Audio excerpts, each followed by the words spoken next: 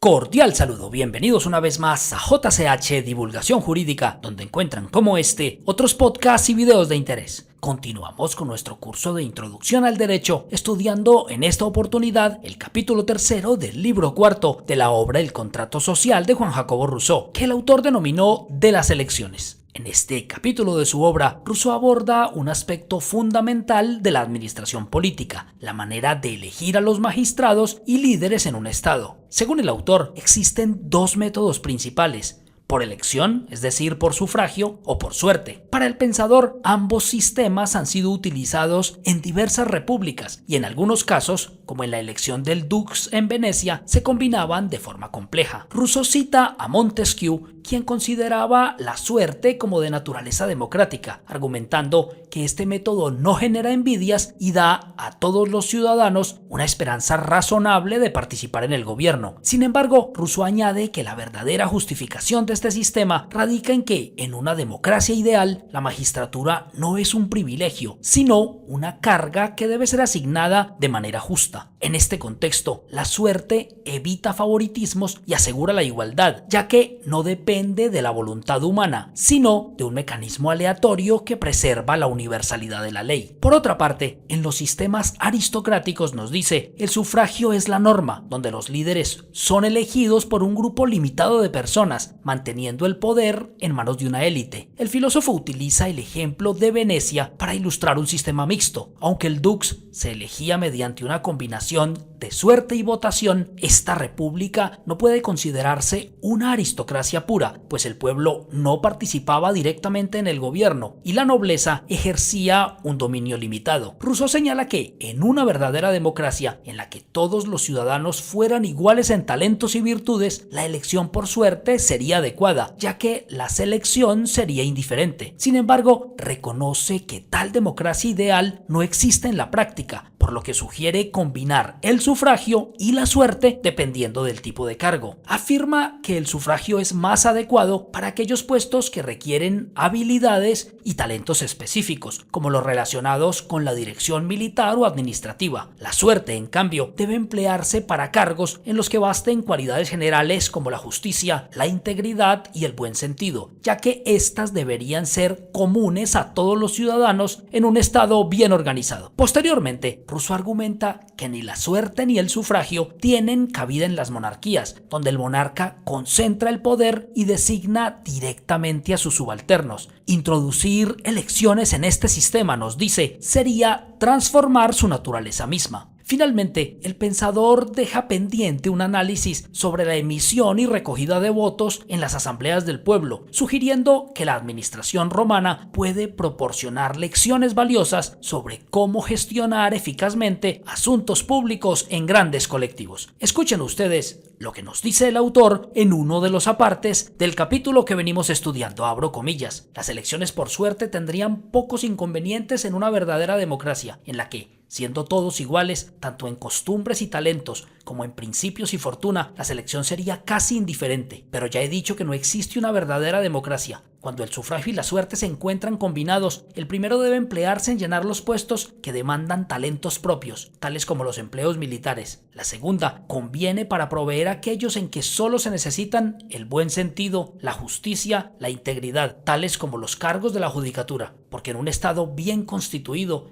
estas cualidades son comunes a todos los ciudadanos. Cierro comillas. Para terminar nuestro podcast del día de hoy, podemos decir, a manera de conclusión, que para Rousseau los métodos de elección reflejan la naturaleza y los valores de cada sistema político, mientras que la suerte puede ser una herramienta para garantizar igualdad en una democracia ideal. El sufragio es indispensable para seleccionar líderes en contextos donde las capacidades específicas son necesarias. Lo que el autor parece indicarnos es que el método de elección importa en la medida en que se ajuste al tipo de gobierno y permita reforzar la justicia, la igualdad y la funcionalidad del Estado. Hemos llegado al final del podcast del día de hoy, en el que estudiamos el capítulo 3 del libro 4 de la obra El Contrato Social de Juan Jacobo Rousseau. Espero que este tema sea de su interés y que ante todo sea de utilidad para todos ustedes. Los invito a darle like si están escuchando este podcast en Facebook o YouTube, o a calificarlo si lo están haciendo en Spotify. No olviden compartir esta información para que muchas más personas sigan aprendiendo derecho con nosotros. Gracias por escuchar.